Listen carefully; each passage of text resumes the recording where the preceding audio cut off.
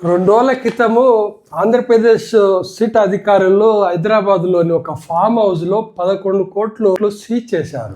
ప్రధాన నిందితుడైనటువంటి ఎవరి మీద అయితే ఈ 11 కోట్ల రూపాయలు దాచిపెట్టిండనేటువంటి ఆరోపణలు ఉన్నాయో రాజ్ కేసిరెడ్డి అనే అతను నిన్న కోర్టులో ఒక ఆసక్తికరమైన విషయం చెప్పాడు.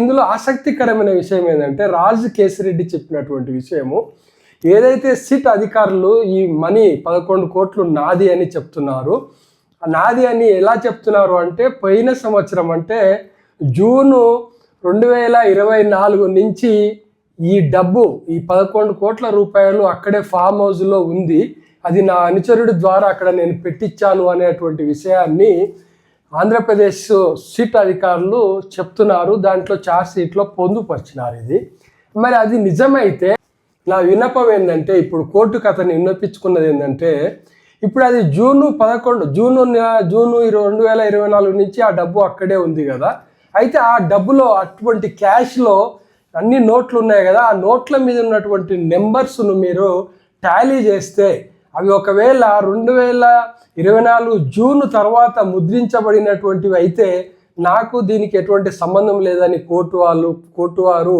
అంగీకరిస్తున్నట్లే కదా, అది నిజమని తెలుస్తుంది, నా డబ్బు కాదనేటువంటిది కోర్టు వారికి తెలుస్తుంది కదా.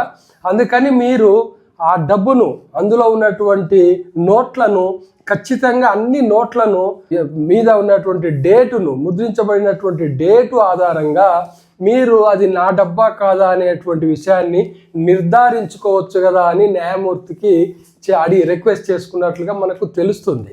ఇది నిజంగా కూడా చాలా మంచి విషయం, ఇది చాలా గొప్ప విషయం. ఎందుకంటే కొన్నిసార్లు ప్రభుత్వాలు కక్షగట్టి ఎప్పుడైతే మన మీద అసత్య ఆరోపణలు చేసి వాటిని నిజం చేయడం కోసము కొన్ని సాక్ష్యాలు ఎవిడెన్స్గా వాళ్ళే సృష్టించడం అనేది జరుగుతుందనేది అనుమానాలు ప్రజల్లో. సో ఇది ఇప్పుడు అట్లాంటి అనుమానాలను అరికట్టడంలో ఇలాంటిది కొంత ఉపయోగపడుతుంది. ఈ టెక్నాలజీని ఉపయోగించడం అనేది చాలా అవసరం కూడా. సాక్ష్యాలను కరెక్ట్గా నిర్ధారించుకోవాలనుకుంటే ఇప్పుడు ప్రపంచవ్యాప్తంగా టెక్నాలజీని ఉపయోగిస్తున్నారు. దాన్నే ఇప్పుడు రాజ్ కేసిరెడ్డి లేవనెత్తిండు. ఇది చాలా సందర్భోచితంగా ఉంది.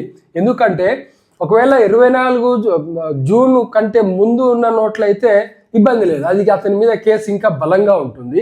ఒకవేళ ఆ నోట్లలో కొన్ని నోట్లైనా, ఎన్ని నోట్లైనా సరే, కొన్ని నోట్లైనా సరే 24 జూన్ తర్వాత ముద్రించబడినవి అయితే ఖచ్చితంగా సిట్ అధికారులు దీనికి బాధ్యత వహించాల్సి వస్తుంది. ఆ అధికారి భవిష్యత్తులో జైలు ఊచలను లెక్క పెట్టాల్సిన అవసరం వస్తుంది.